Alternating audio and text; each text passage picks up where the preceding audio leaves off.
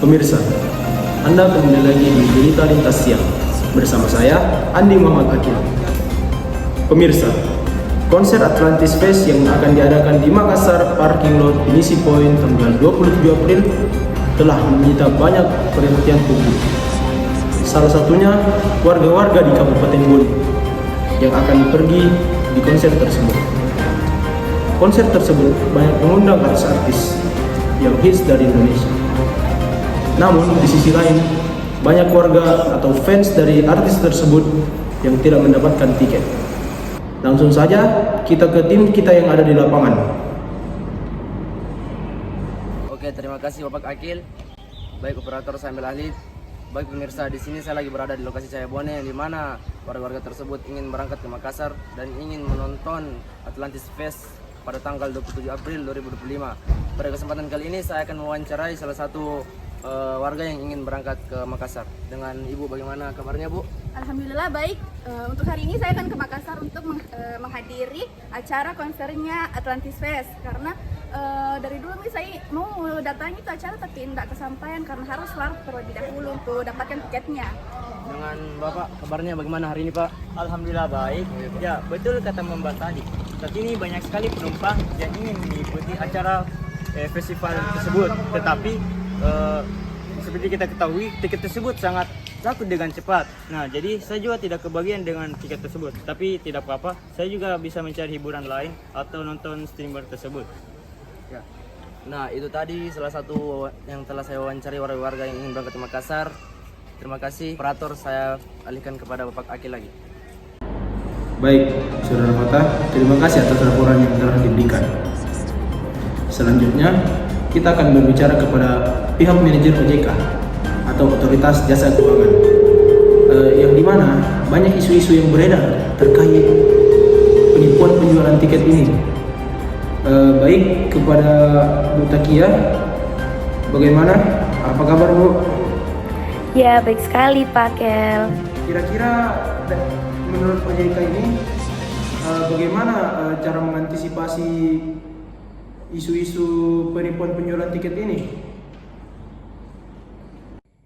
Ya, di zaman sekarang ya motif penipuan itu banyak sekali, termasuk dalam pembelian tiket konser. Nah, cara OJK mengantisipasi penipuan penjualan tiket adalah dengan mengawasi lembaga keuangan yang menyediakan layanan pembayaran elektronik. Misalnya bank, e-wallet, fintech. Ya, pembelian tiket konser yang menggunakan e-wallet atau transfer bank diawasi agar transaksi aman dan tentunya transparan. OJK juga bekerja sama dengan lembaga lain untuk mengawasi dan mencegah penipuan, misalnya tiket palsu, tautan phishing yang bisa terjadi dalam transaksi online. OJK punya program edukasi keuangan untuk meningkatkan literasi masyarakat tentang cara bertransaksi aman termasuk saat membeli tiket konser. Misalnya memilih platform resmi, menggunakan metode pembayaran yang aman, dan memahami syarat refund. Kalau menurut pendapat OJK, apa hukuman yang akan diberikan kepada para penipu penjualan tiket ini? Mengenai hal ini sebenarnya OJK tidak secara langsung menentukan hukuman pidana bagi orang yang melakukan penipuan itu, termasuk yang berkaitan dengan tiket konser. Tetapi OJK memiliki hak untuk melaporkan dan merekomendasikan penegakan hukum kepada pihak berwenang. Contohnya polisi untuk proses hukum yang lebih lanjut. OJK juga bertugas untuk mengawasi industri jasa keuangan, misalnya bank, e-wallet, fintech, agar sesuai dengan peraturan. Jika terjadi penipuan yang melibatkan jasa keuangan, misalnya penipuan tiket konser yang dibayar lewat transfer bank atau e-wallet, OJK bisa memanggil pihak terkait dan meminta klarifikasi. Jika ditemukan pelanggaran hukum penipuan begitu, OJK akan meneruskan masalah ini ke pihak yang berwenang karena ya OJK memiliki hak.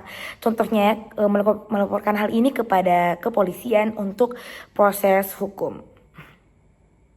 Sekarang lagi tren-trennya ya bidang musik di kalangan anak muda sampai yang tua-tua juga pada doyan banget sama musik.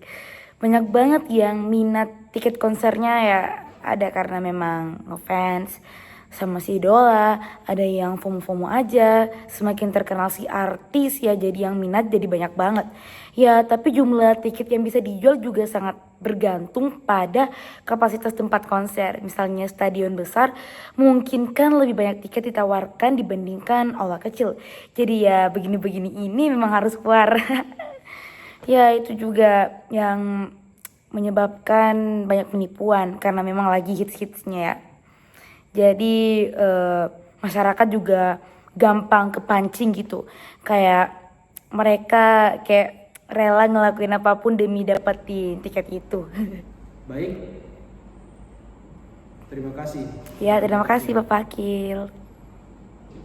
Baik, itulah dia berita kita pada hari ini. Terima kasih telah mendengarkan dan tunggu berita selanjutnya.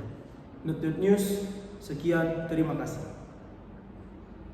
Kejadian ini relevan bagi saya karena saya pernah mengalami kesulitan saat ingin membeli tiket konser dikarenakan tiket konsernya terbatas dan pemiliknya cukup banyak